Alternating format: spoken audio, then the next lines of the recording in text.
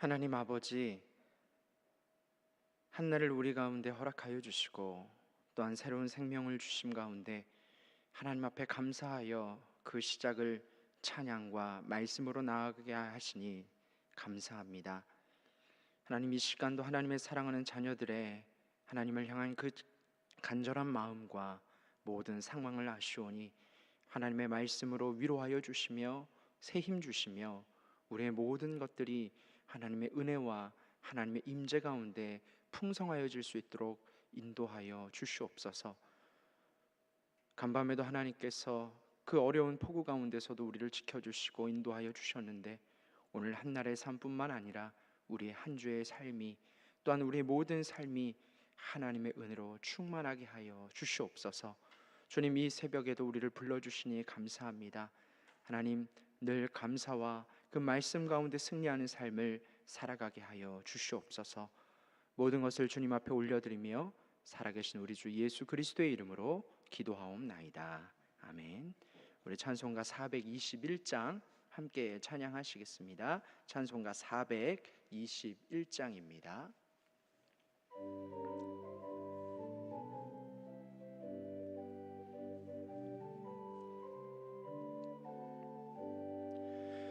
내가 예수 믿고서 죄 사함 받아 나의 모든 것 다 변했네. 지금 내가 가는 길 천국 길이요 주의 피로 내 죄가 씻겼네. 나의 모든 것 변하고 그 피로 구속 받았네. 하나님은 나의 구원 되시오니 내게 정죄함 없겠네. 주님 맑은 빛 되사 어둠에 치니 나의 모든 것 다 변했네. 지금 내가 주 앞에 온전케 됨은 주의 공로를 의지함일세. 나의 모든 것 변하고 그 피로 구속 받았네. 하나님은 나의 구원 되시오니 내게 정죄함 없겠네. 내게 성령 임하고 그 크신 사랑 나의 맘에 가득 채우며 모든 공포 내게서 물리치시니 내 맘 항상 주 안에 있겠네. 나의 모든 것 변하고 그 피로 구속 받았네. 하나님은 나의 구원 되시오니 내게 정죄함 없겠네. 아멘. 오늘 이 새벽 하나님께서 우리에게 주시는 말씀은 신약 로마서 6장 1절에서 11절까지의 말씀입니다. 신약 로마서 6장 1절에서 11절까지 말씀, 제가 한 절, 여러분이 한 절, 우리 함께 교독하시겠습니다. 생명의 삶은 38쪽입니다. 한 절씩 교독하시겠습니다. 그런즉 우리가 무슨 말을 하리요? 은혜를 더하게 하려고 죄에 거하겠느냐? 그럴 수 없느니라. 죄에 대하여 죽은 우리가 어찌 그 가운데 더 살리요? 무릇 그리스도 예수와 합하여 세례를 받은 우리는 그의 죽으심과 합하여 세례를 받은 줄을 알지 못하느냐? 그러므로 우리가 그의 죽으심과 합하여 세례를 받음으로 그와 함께 장사되었나니 이는 아버지의 영광으로 말미암아 그리스도를 죽은 자 가운데서 살리심과 같이 우리로 또한 새 생명 가운데서 행하게 하려 함이라. 만일 우리가 그의 죽으심과 같은 모양으로 연합한 자가 되었으면 또한 그의 부활과 같은 모양으로 연합한 자도 되리라. 우리가 알거니와 우리의 옛사람이 예수와 함께 십자가에 못 박힌 것은 죄의 몸이 죽어 다시는 우리가 죄에게 종노릇하지 아니하려 함이니 이는 죽은 자가 죄에서 벗어나 의롭다 하심을 얻었음이라. 만일 우리가 그리스도와 함께 죽었으며 또한 그와 함께 살 줄을 믿노니 이는 그리스도께서 죽은 자 가운데서 살아나셨음에 다시 죽지 아니하시고 사망이 다시 그를 주장하지 못할 줄을 알미로라. 그가 죽으심은 죄에 대하여 단번에 죽으시며 그가 살아계심은 하나님께 대하여 살아계심. 다 같이 읽겠습니다. 이와 같이 너희도 너희 자신을 죄에 대하여는 죽은 자요 그리스도 예수 안에서 하나님께 대하여는 살아있는 자로 여기를지어다. 아멘. 여러분 간밤에 안녕하셨습니까? 비가 참 많이 왔죠. 하천에 물이 막 넘칠락 말랑 하는데 그래도 오늘 이렇게 비가 많이 오는 가운데서도 하나님께서 오늘 우리에게 새로운 생명을 주시고 또 하나님의 말씀 가운데 소망을 두게 하시니 오늘 하루도 하나님께서 이 세상 가운데 우리로 하여금 승리하게 하여 주실 줄로 믿습니다. 여러분 어제 새벽 로마서 5장에서는 이 아담과 예수 그리스도를 대조하며 아담의 후손으로 우리는 이 죄와 사망으로 죽을 수밖에 없는 존재였지만 이제 예수 그리스도로 말미암아 우리는 구원과 영생으로 옮겨졌다라고 선포하고 있습니다. 그러니 여기 있는 여러분 우리들은 더 이상 죄와 사망의 존재가 아니라 구원받고 영생받은 새로운 존재가 된 것입니다. 여러분 그 사실을 믿고 계십니까? 여러분 그 사실을 알고 계십니까? 그래서 오늘 본문 6장 2절은 계속해서 우리를 죄에 대하여 죽었다라고 표현합니다. 그것을 이 세례에 비유하여 말씀하고 있는데요. 3절 말씀에 무릇 그리스도 예수와 합하여 세례를 받은 이라는 그 말씀의 의미에는 어떤 대상을 향하여 깊이 들어가다, 담그다라는 의미가 있습니다. 즉 우리가 예수 그리스도와 합하여 연합한 존재가 되었다, 본질적으로 똑같은 동일한 존재가 되었다라는 그런 의미가 있습니다.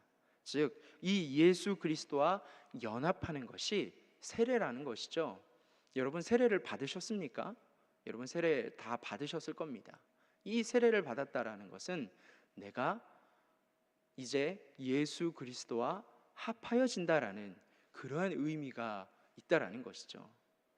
여러분 우리가 예수 그리스도와 합하여졌다면 우리는 무엇을 경험한 것입니까? 마치 예수님께서 그 십자가에 달려 죽으신 것처럼 여러분 우리는 어떤 존재가 된 것입니까? 죄에 대하여 죽은 존재가 된 것입니다.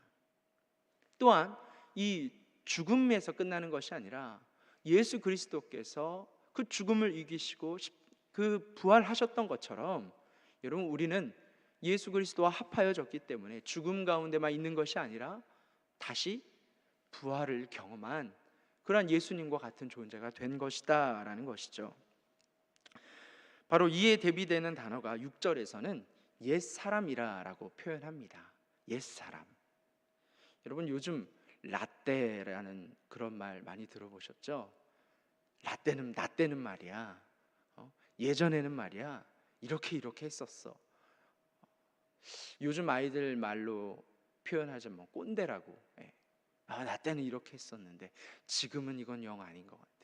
그런 얘기를 많이 합니다. 그런데 여러분 이 옛사람이라는 이 표현은 이 오래된이라는 의미가 있는 것이죠. 즉 이 원문의 의미를 살펴보면 오래되어서 쓸모없는 낡은 그런 의미가 있는 것입니다.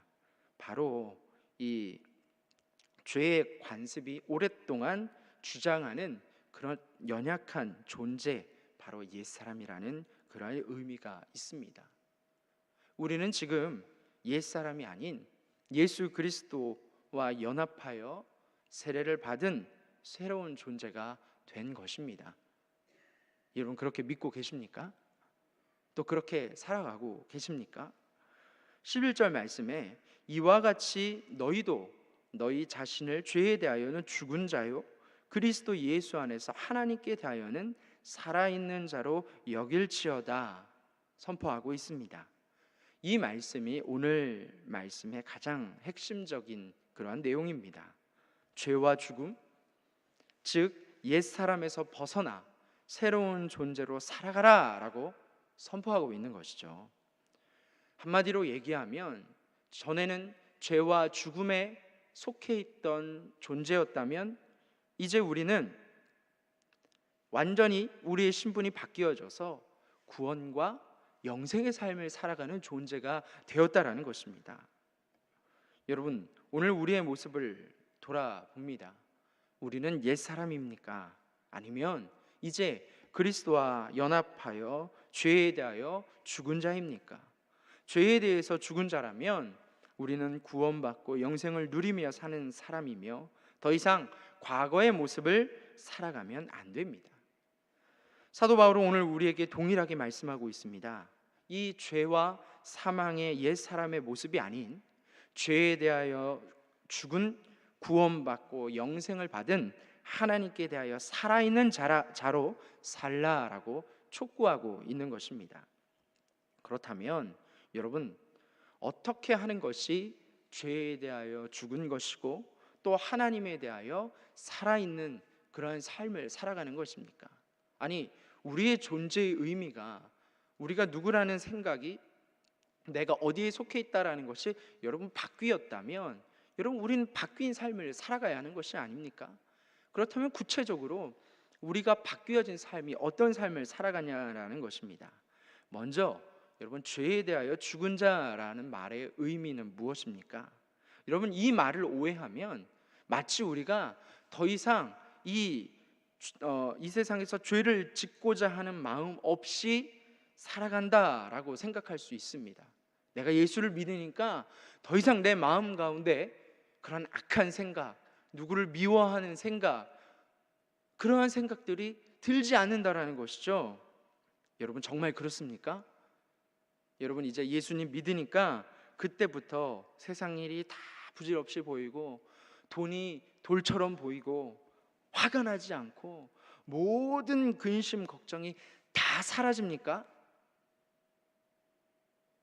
아무도 대답을 못 하시죠. 자신 있게 아닐 거라고 여러분 이 연사 확실히 주장합니다. 왜냐하면 저도 그렇기 때문입니다. 구원받은 이후에도 여러분 우리는 이 세상의 욕심에 살아갑니다. 그렇다면 이 말은 어떤 의미입니까? 이 말은 죄가 우리를 지배하지 못한다라는 것입니다. 죄가 우리를 지배하지 못한다? 우리가 죄 가운데 있을 때에는 죄에 대해서 무감각해집니다.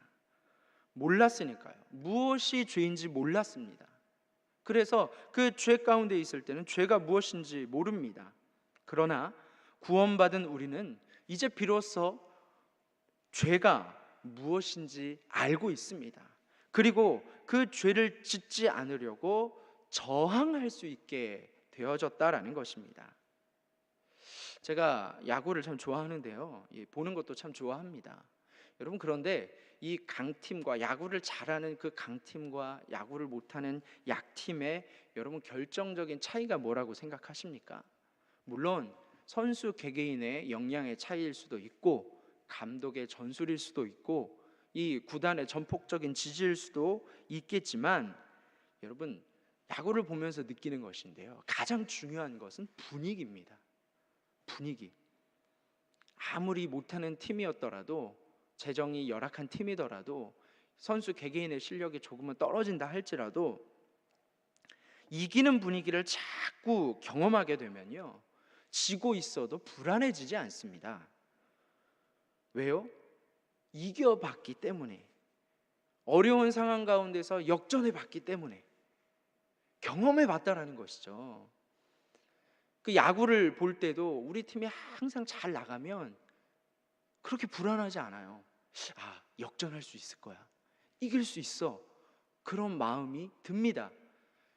이기는 걸 경험해봤기 때문에, 역전을 경험해봤기 때문에. 그 TV를 보고 있는 저도 그렇게 느끼는데 게임을 하는 선수들은 어떻겠습니까? 반대로 지는 분위기에 익숙하면 여러분 이기고 있어도 어떻게 될까요? 불안합니다. 이 경기를 보는 저도 불안한데 선수도 얼마나 불안하겠어요. 타자들이 배트에 볼을 맞추고 안타를 치는데 볼이 뜨기만 해도 불안합니다. 아유, 저러다 또 놓치는 거 아니야? 알 까는 거 아니야? 그런 걱정을 하게 되죠. 역전 당할까 봐 하도 그런 것을 경험해 봤기 때문에 그러한 분위기에서 벗어나기 힘듭니다. 그렇습니다. 여러분, 죄에 대하여 죽은 우리들도, 구원받은 우리들도 세상 욕심에서 완전히 자유로울 수 없습니다. 심지어 죄로 인해 넘어질 수도 있습니다. 실패할 수도 있습니다. 그러나 우리는 이미 이기는 방법을, 그 죄에서 이기는 방법을 경험했습니다. 누구를 통해서요? 예수 그리스도를 통해서.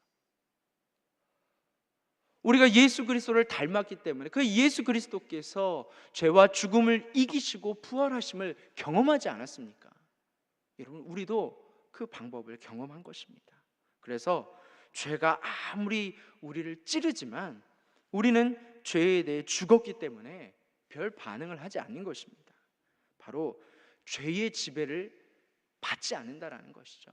죄가 우리 가운데 올 수는 있지만 그 죄가 우리를 삼킬 수 없다라는 것입니다. 여러분, 그 사실을 믿으십니까? 그렇게 늘 죄를 이기시는 그러한 삶을 사시길 주의 이름으로 축복합니다.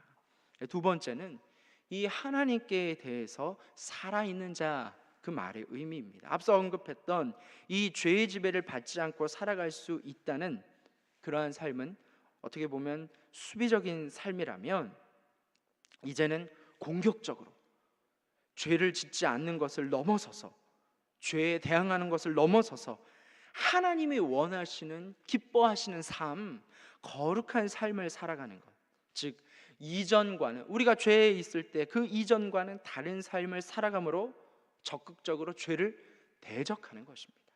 그렇다면 어떻게 죄를 대적해서 하나님이 기뻐하시는, 여러분, 그렇게 거룩한 삶을 살 수 있겠습니까? 여러분, 그것은 바로 내가 누군지 아는 것, 거기에서 시작합니다. 즉 우리의 정체성을 늘 깨닫고 되새기고 나의 존재를 알아가는 것입니다. 여러분, 우리의 정체성을 바로 알 때 우리는 죄의 지배를 벗어나서 오히려 하나님이 원하시는 더욱더 공격적인, 신앙의 공격적인 거룩한 삶을 살아갈 수 있는 것입니다. 하나님께서는 성령을 통해서 죄와 싸워 이길 수 있는 그런 힘과 거룩한 삶을 살아갈 지혜와 방법과 모든 계획을 여러분, 우리 안에, 저와 여러분 안에 가지고 계시기 때문입니다. 저와 여러분은 바로 그러한 능력을 성령을 통해 우리 가운데 가지고 있습니다. 여러분, 그 사실을 알고 계십니까? 여러분, 그 사실을 믿고 계십니까? 우리가 그 사실을 자각하지 못하면 우리 가운데 성령께서 그런 놀라운 힘과 능력을 행하실 것이라는 것을, 나는 그러한 존재라는 것을 알지 못하면 우리는 넘어집니다. 그래서 우리는 늘 내가 누구인지, 나는 죄에 속해서 살아가고 있는 존재인지, 아니면 예수 그리스도로 말미암아 합하여져서 구원과 영생을 누리고 있는 존재인지를 늘 깨달아야 한다는 사실이죠.